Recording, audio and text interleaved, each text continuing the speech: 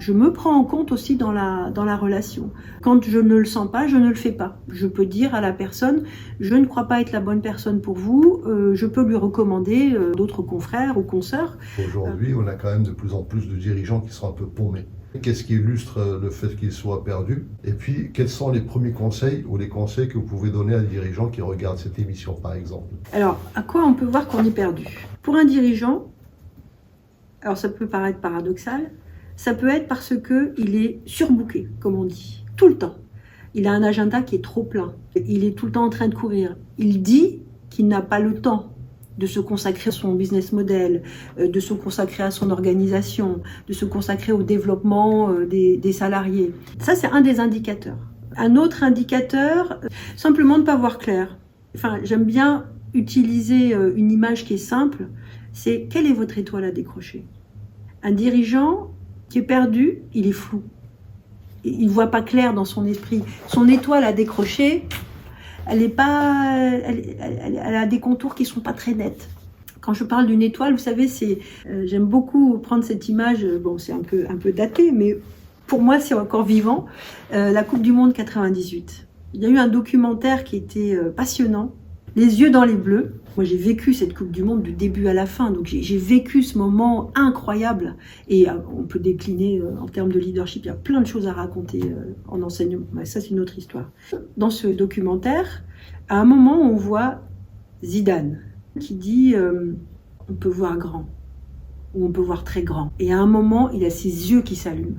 C'est cette étoile-là dont il s'agit. Ce truc qui porte, qui fait qu'on peut y mettre toute son énergie pour aller plus loin. Voilà. On peut se donner deux points comme ça. Surcharge, je cours tout le temps. L'étoile, il n'y en a pas vraiment. On ne sait pas vraiment, on fait au jour le jour, mais il n'y a pas vraiment de cap.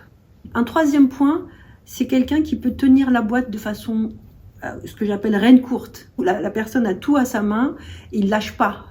Mais tenir trop les rênes courtes, ça peut aussi être un indicateur que la personne ne sait pas très bien où elle va. Donc elle se retranche là où elle connaît bien, quelque part. Et c'est normal, c'est tout à fait acceptable parce que c'est rassurant, tout simplement. Alors maintenant, sur les conseils. Alors bon, c'est un conseil qui va être assez facile à dire, c'est faites-vous accompagner. Parlez-en.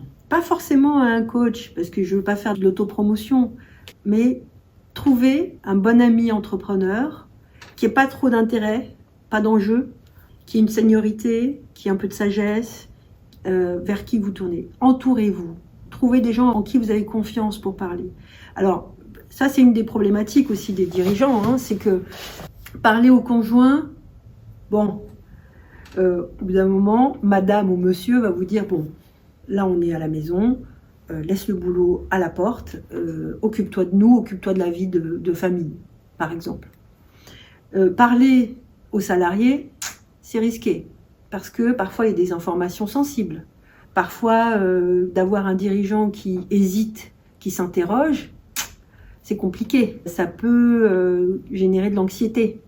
Parler à des pairs, oui, dans une certaine mesure.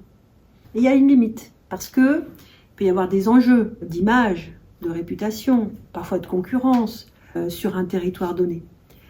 Donc, oui, se faire accompagner par quelqu'un qui a, moi, comme je dis de moi-même quelquefois, qui a un œil de Candide et qui en même temps n'est pas tant que ça, parce que quand même, c'est quelqu'un qui peut avoir de l'expérience par ailleurs, qui a vu plein de boîtes, qui a vu plein de situations.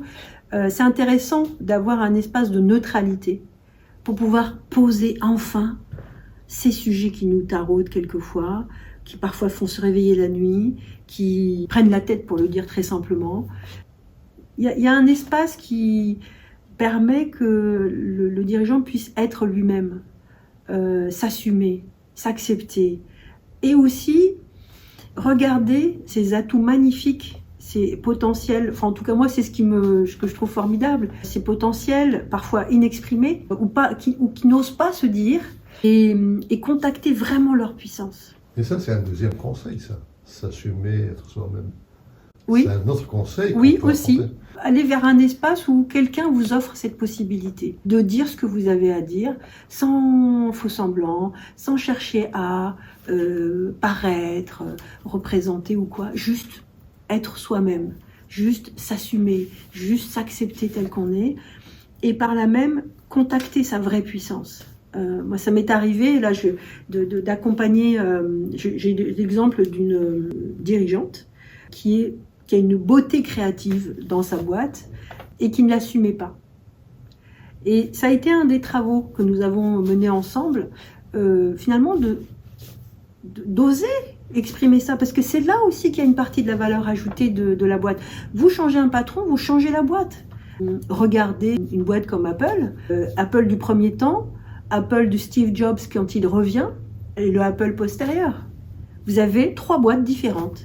Et ça se voit en termes de marché et ça se voit en termes d'usage de la part des clients. Voilà. Un petit mot pour la fin? Je crois que je dirais d'avoir confiance, foi dans le fait que un dirigeant est quelqu'un qui porte un monde qu'il cherche à réaliser.